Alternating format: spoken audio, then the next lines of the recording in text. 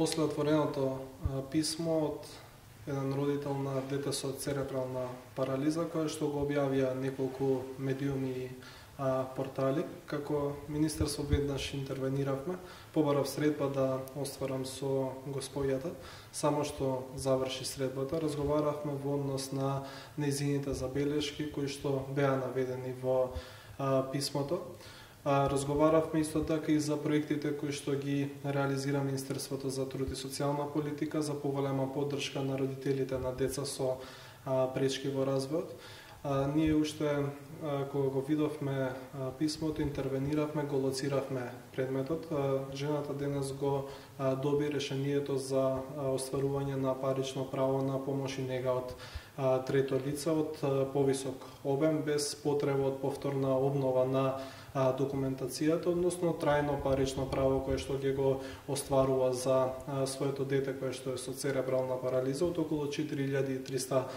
денари месечно. Дополнително во процедура исто така и барање за остварување на парично право за мобилност од околу 7000 денари месечно, кое што очекувам во текот на следната недела да се заврши целосно процедурата и да добие дополнителна финансиска поддршка од околу 7000 или пак вкупен износ од околу 11500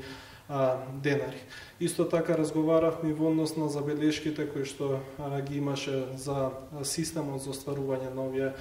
права или пак трансферот од посебен додаток кој што го остваруваат родителите на деца со пречки во развојот во Република Македонија до 26 години, право кое што е непроменето изминативе 20 години во смисла на начинот на кој што се остварува и на процедурата која што треба да се реализира. Трансферот на ваквото право во право за помош и нега од трето лице, откако овие деца ќе наполнат 26 години, исто така за можностите за продолжување на правото на скратено работно време или пак на паричен надоместок за скратено работно време на родителите на деца со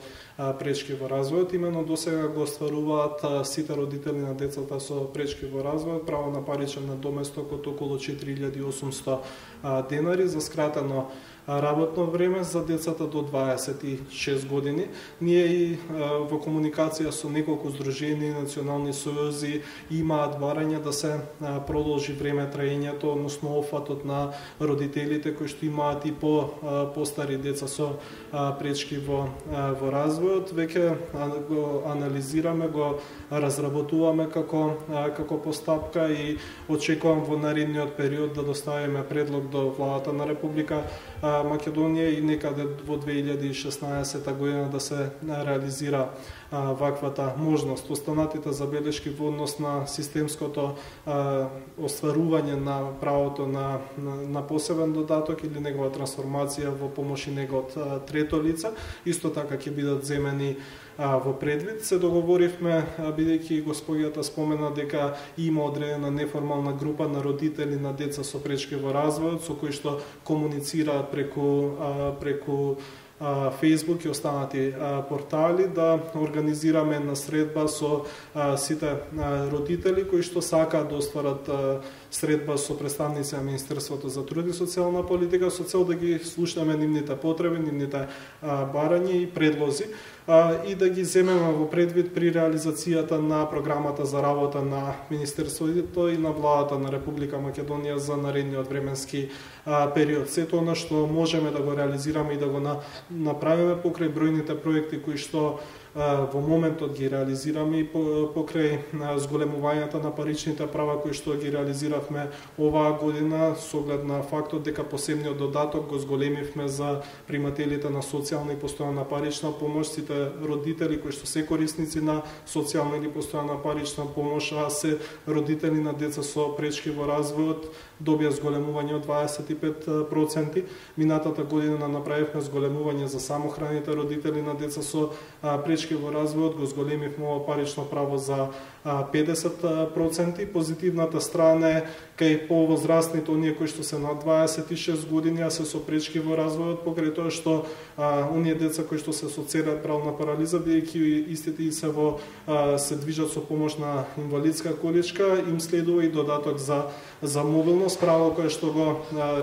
реализира владата на Република Македонија од 2012 година. Тоа е дополнителна финансиска поддршка од околу 7.000